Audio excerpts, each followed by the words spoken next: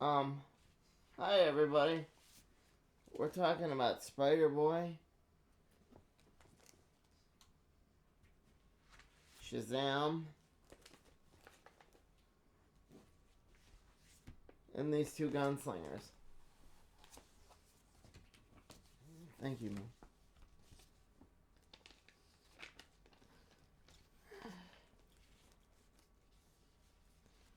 We have the question as well, but yeah, that might be for its own video.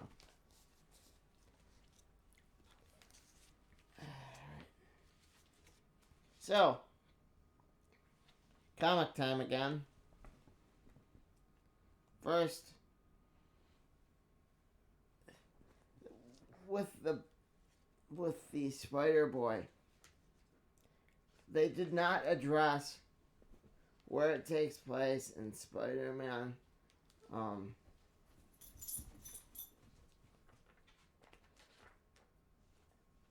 assuming it takes place before he actually helps out Spider-Man in the most recent issue. I've heard that happens. I don't know. Could be a rumor. But it was a good issue. Very much so.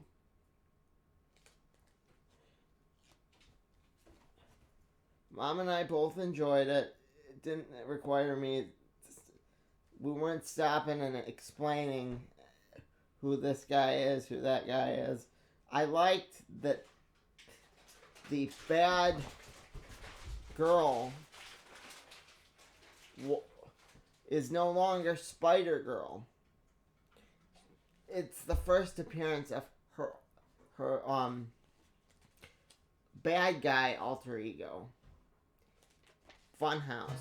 And I love that name. I hope that this character gets more things, comics, toys, whatever makes money, whatever gets it to the point where we see more of this character. But she convinces Bailey that she's one of his best friends. Bailey's a sweet kid, but has much to learn. And I hope if they do a tie-in with the main Amazing Spider-Man issue, by that point he will again have grown up a little bit more. Because it's fine when it's its own book off in its own world, but when you're going to introduce to the main Spider-Man audience, or the main Daredevil audience, or the main Hulk audience, you don't want to embarrass yourself right away. You gotta make your character seem smart as possible. And right now, in this storyline, it kind of feels like they're focusing too much on the fact that Bailey is a kid. It has Daredevil in it, but it's not the Daredevil from the Daredevil books, because it's not his book. That's what tie-ins are for. Tie-ins are for you to go get and know the other character. But yeah.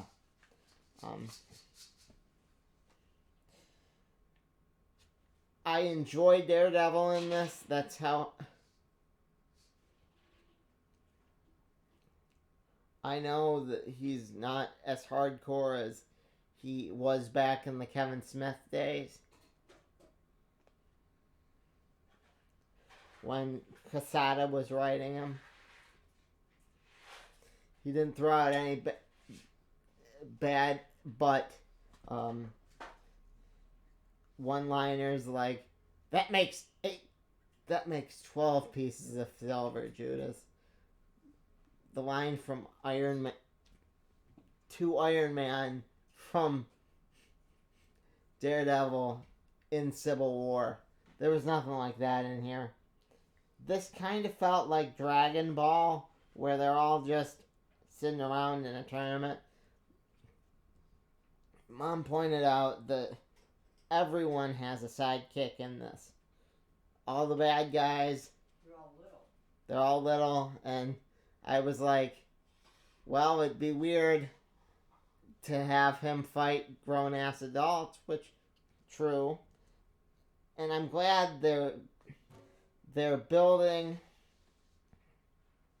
Bailey more of a universe. You know, he's gonna have his own bad guys. It won't just be, as much as I'd like to see his version of what happened in the Spider-Man time. The Spider-Man main story, I guess this book would be the tie-in. Breaks my heart to say, but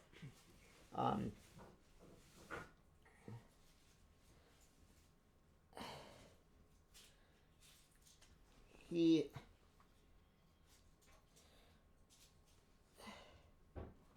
as much as I want to see that,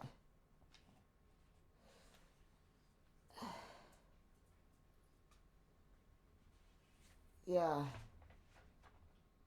you gotta get there first. Also, bring me more of the Great Anormal. The Great Anormal. See, that makes me laugh every single time. The Great Anormal was an awesome character. He looked like the guy from Street Fighter.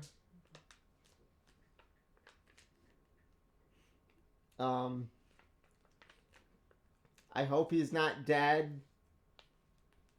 Oh, we got beaten with sticks, but the Great Anormal can survive that. It will take the burning of 1,000 suns to kill the Great Anormal.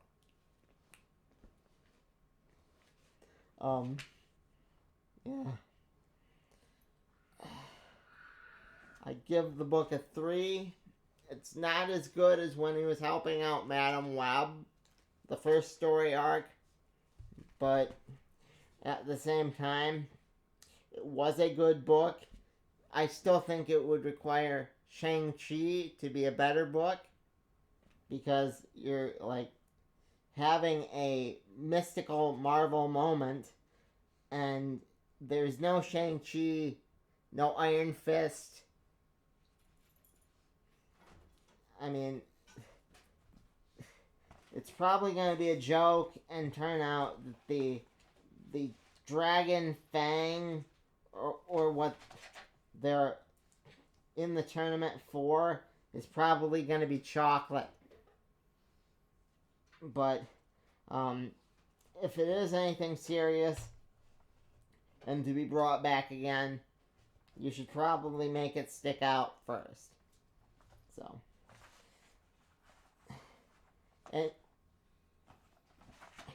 and I get that he fights a monkey, but at the same time,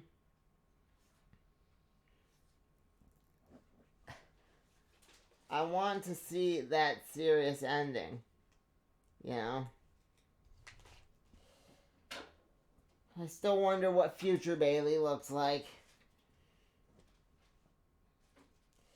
3 out of 5.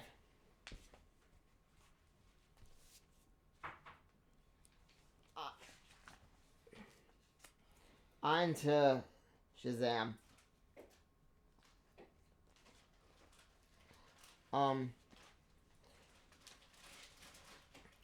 I called it. Billy and Freddy's girlfriend is evil.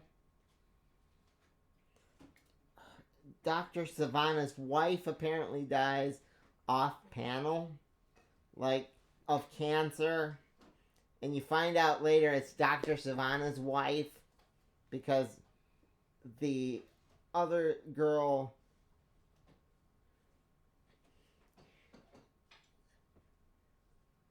that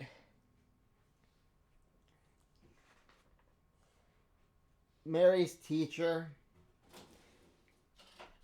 was Dr. Savannah's other daughter from way back when. Butte, the girl that Freddie and Billy are fighting over, is her sister, which kind of fits because, like, they had a whole pantheon back in the day, back before I was born, of Shazam characters, and it's good to see them bringing it back. But, like, that was dark, man. And her just offering her sister's body up to Mr. Mind. I mean, it was dark, but at the same time, you had to think about it. If she's Butana Savannah, that makes Dr. Savannah her dad. And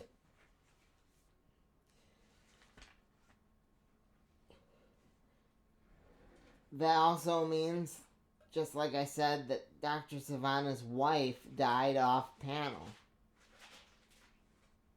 We haven't seen Dr. Savannah so far in this version of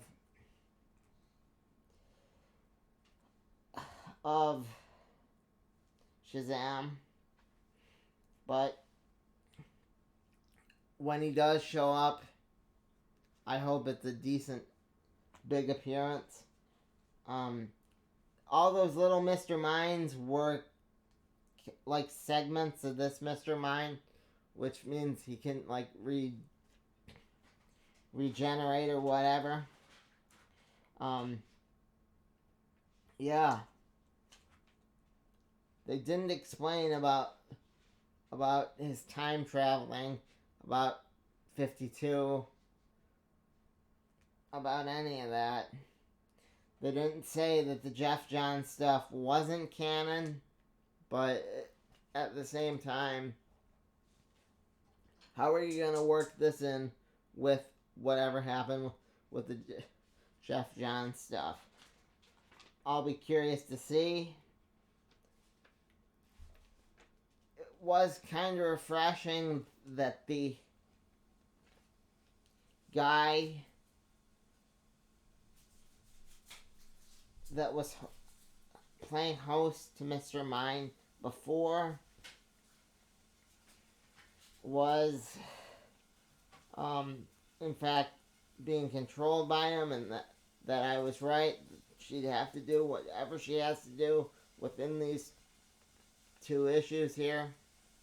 Well, 1 issue, but it will take an issue.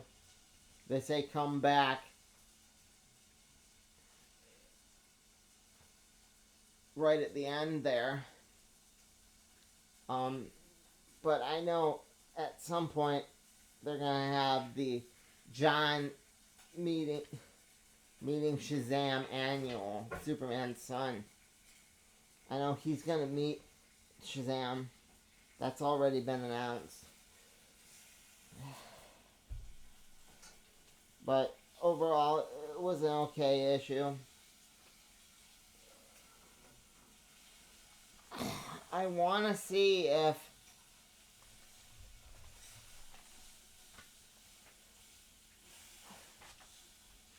he like remembers at all his fight with Superboy Prime. If the answer is yes,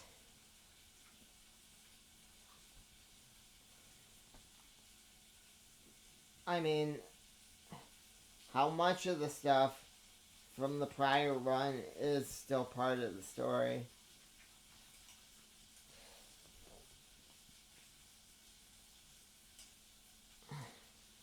Will it tie in with the question?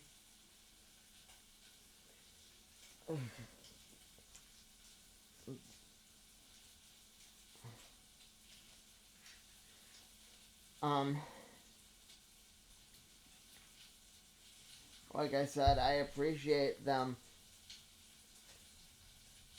I appreciate them honoring Billy Batson's history, having Dr. Savannah have a family, but Mr. Mind has his own history now, too.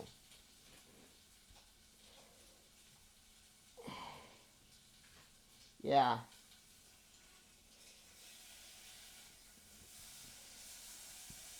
They didn't explain, however,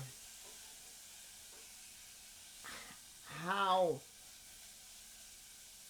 he got onto the Justice League. I'd love to see Billy just so excited to be on the Justice League.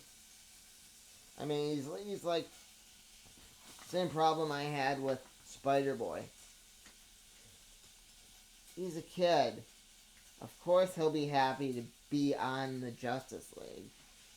You know, it won't be like Booster Gold, where he openly told him there's gonna be another Justice League.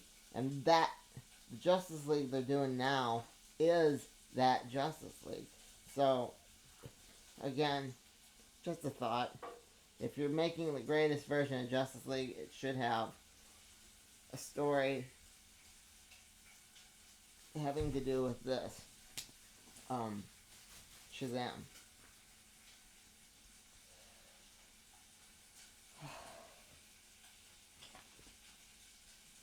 Yeah.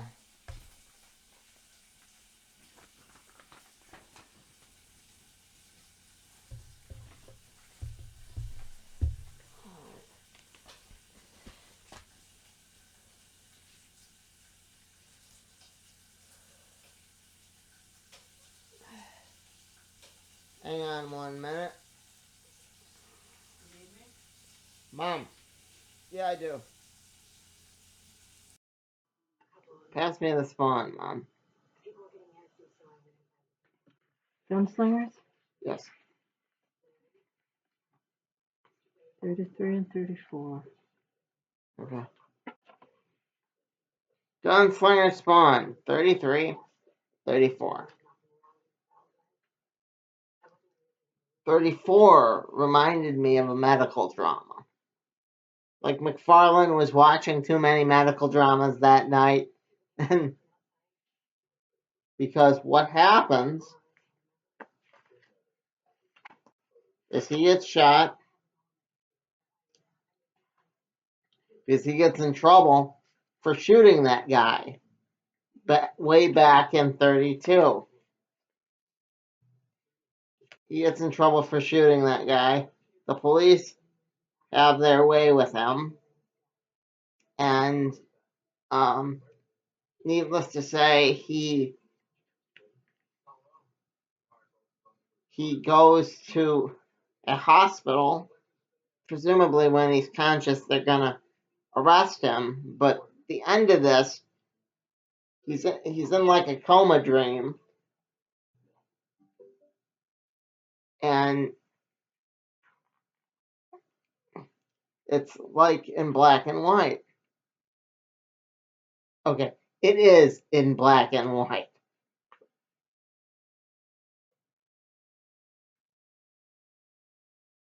And it's him thinking, but again, as soon as he wakes up, they will arrest him. I was really into 34. 34 was awesome. 33, just a minor stepping stone to get to 34. This is a different day, but at the same time, what I'd like you guys to know is that the thing about Bailey and my Spider-Boy review here on this video I got all excited over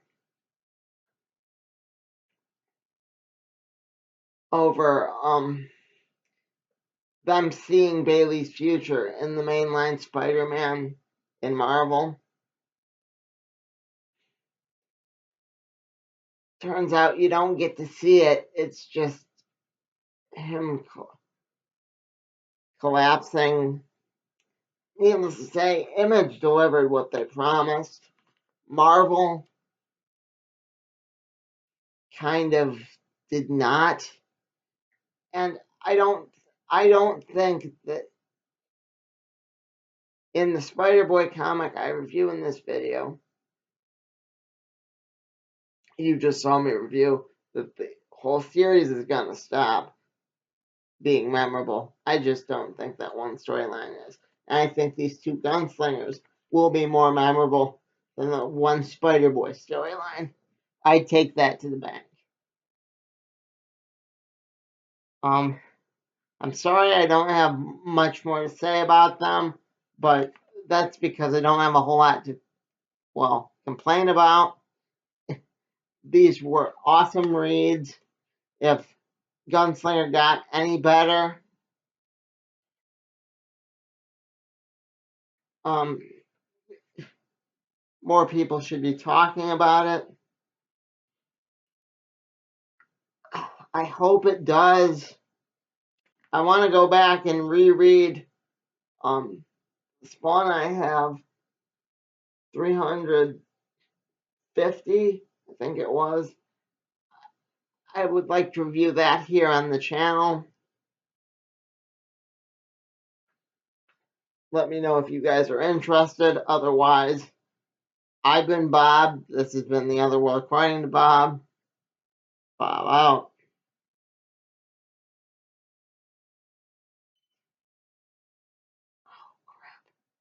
Forgot to give his score. To your computer button.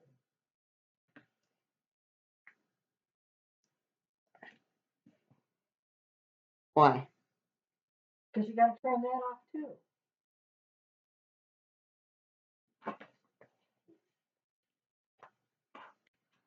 Okay. 3 out of 5. Alright. The question, all along the watchtower. This is the book that I still think needs to cross over with Shazam.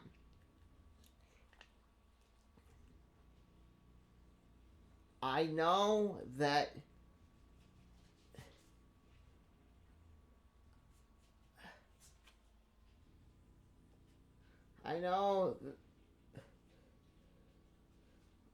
first I'd like to start this part of the video by saying I know that this is all fiction. I know that none of this matters, but this matters to me. And I think if they write a better story, they could make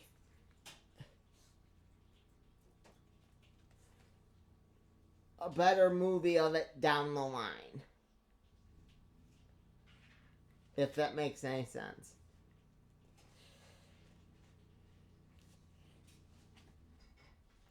I mean, the question why I'm not doing,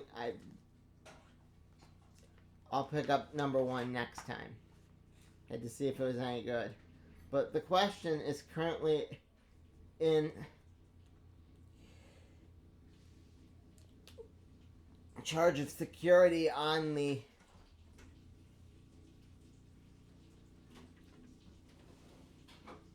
on the Justice League satellite. And there's been murders, and I mean, it really didn't explain real well what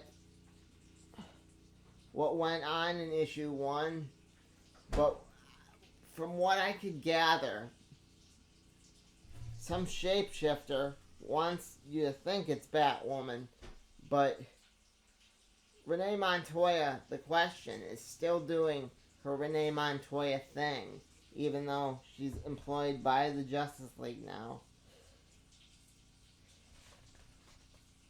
And she's still asking questions, one of which appeals to me, because I have been asking that question for quite some time. You see an interaction with Ted Kord,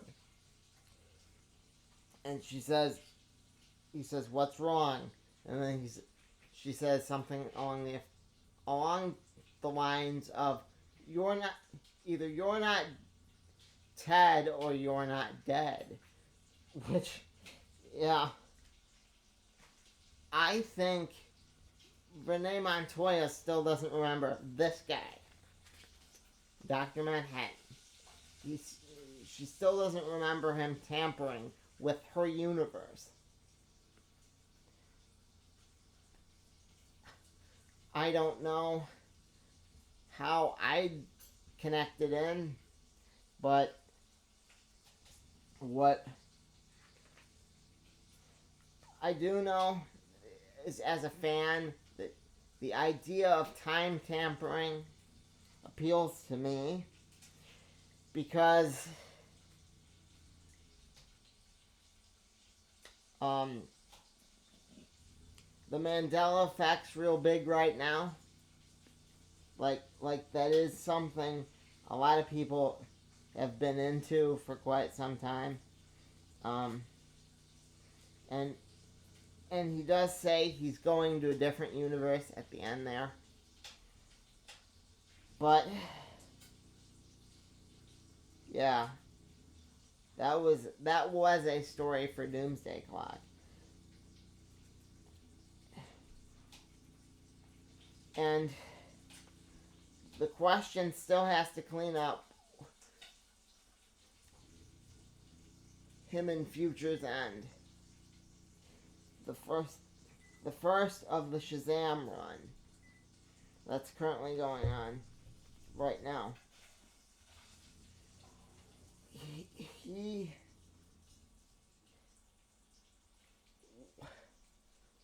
that is, the Question was piloted around by Deadman in Future's End, which I haven't seen Deadman since the Future's End tie-in. I have no clue, as a casual fan of the Question, what happened to Deadman.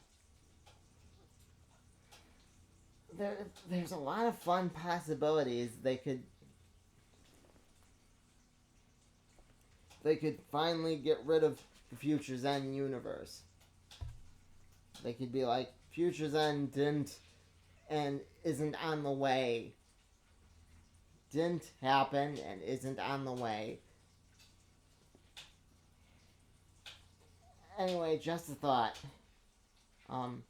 But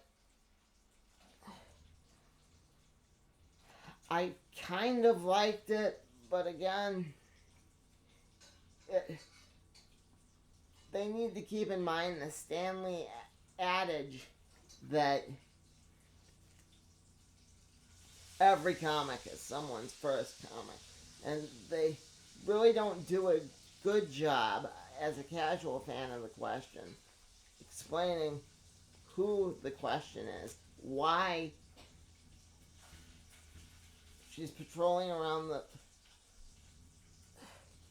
the Justice League satellite, why she's a woman.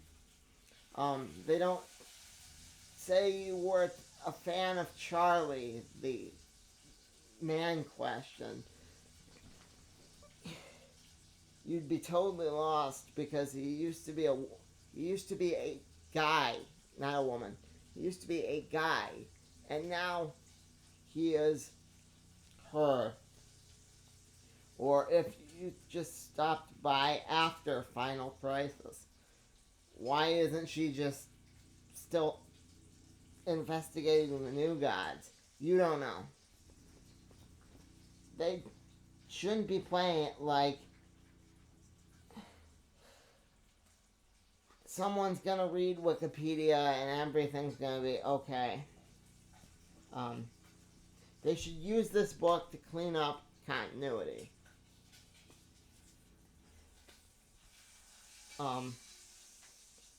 They could. I did like how they were throwing in characters like Animal Man, the Bullet, Blue Beetle, like I already said. I like how the cat kind of looks like Bephaestus. There were things about this book I liked, but at the same time, there were things about it that just...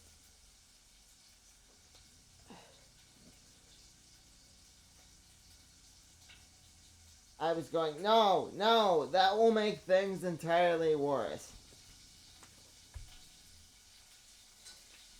They could use that to, like, explain what happened to the Creeper in the Shazam run. I mean, what's he been up to? We don't know. They haven't said. Again, if they're ever going to make that Question movie, they need to have a solid continuity to build off of. And I think they're having her ask the right questions, but in the wrong way. 3 out of 5.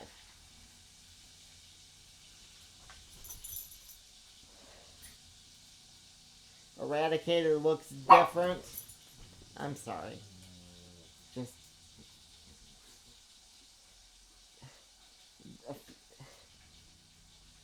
stuff still sticking in my craw. What did you think of the Question, Shazam, or Spider-Boy?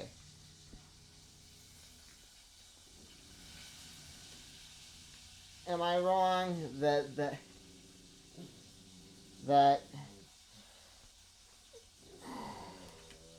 Spider-Boy is gonna tie in with the main continuity Spider-Man? And everything is just going to... everything is just going to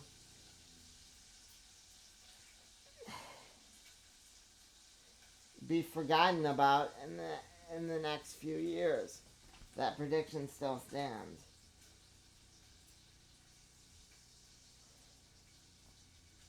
Did you enjoy the first story arc a lot better than the second of Spider-Boy?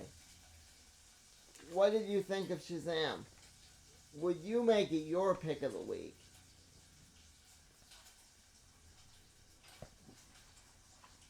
Why does Eradicator look so different in the Question? Do you know? If you do, please tell me.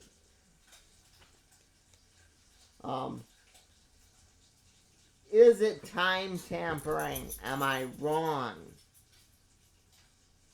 Let me know. Like, comment, and subscribe. I've been Bob. Those were my thoughts. Bob out. How'd I do, Mom?